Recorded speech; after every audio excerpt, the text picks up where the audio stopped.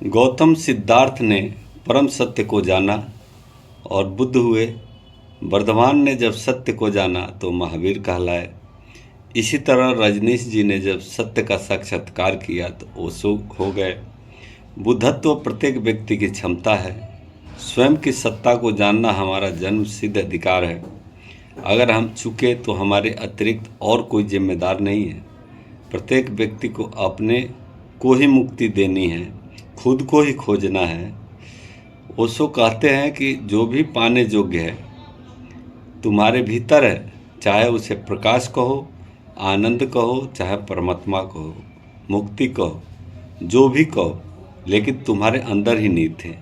पर जो भी पाने योग्य है वह तुम्हारे भीतर ही है, लेकिन हम उसे बाहर खोजते फिरते हैं। हमारी खोज ही बाहर की तरफ हमेशा रहती है।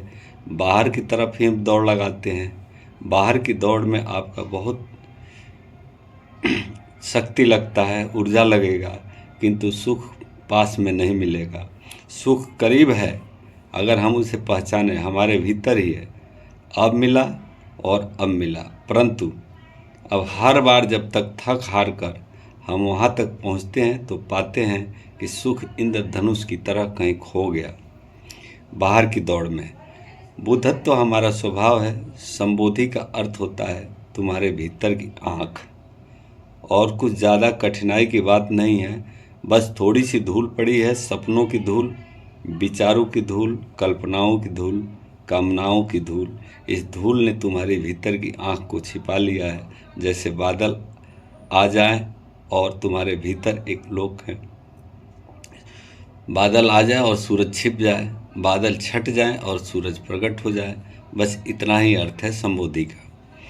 हम चूक रहे हैं उससे जो हमारा धन है, जो हमारी वास्तविक संपदा है।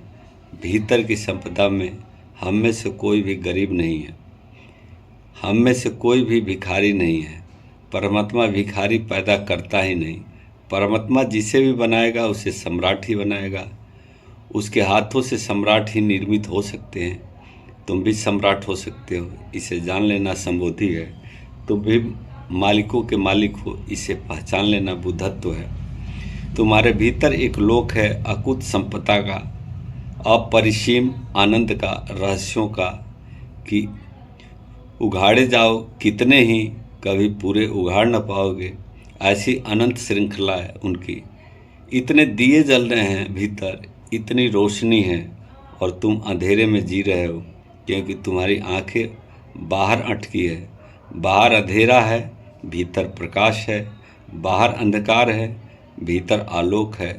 जो भीतर मुड़ा, जिसने अपने आलोक को, अपनी संपदा को पहचाना, वही बुद्ध है। भीतर की संपदा को पहचाने, भीतर के प्रकाश से रूबरू हो तथा ध्यान के माध्यम से स्वयं से मैत्री करें। जीवन को सफल ही नहीं सुफल बनाएं। सब संतों का सपना रहा है कि लोगों में जागृति आए। जो आनंद, जो भीतर की पूंजी हमें मिली है, वह सबको प्राप्त हो। भीतर के आनंद को बांटने और स्वयं के साक्षात्कार करने का नाम ही आनंद है। जो रहता अपनी मस्ती में, जिंदगी बोध की गीता है। निष्काम और निरहंकार जो धन्यवाद में जीता है, वह बोधिसत्व है, बंदित है, उसका बुद्धत्व सुनिश्चित है। संबोधि शरणं गच्छामि, भज ओशो शरणं गच्छामि।